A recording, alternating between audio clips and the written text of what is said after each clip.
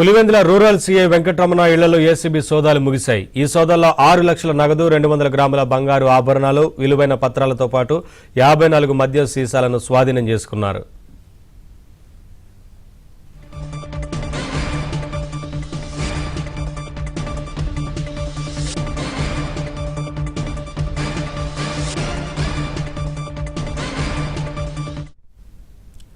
పులివెందులలో లంచం తీసుకుంటూ ఏసీబీకి చిక్కిన సీఐ వెంకటరమణకు 2 భార్యలు ఉన్నట్లు తెలుస్తోంది. సోదాల్లో భారీగా బంగారం లభించగా రెండో భార్యను అధికారులు విచారించారు. ఈ కేసులో డీఎస్పీ మురళీ నాయక్ పాత్రపై కూడా ఏసీబీ దృష్టి సారించింది.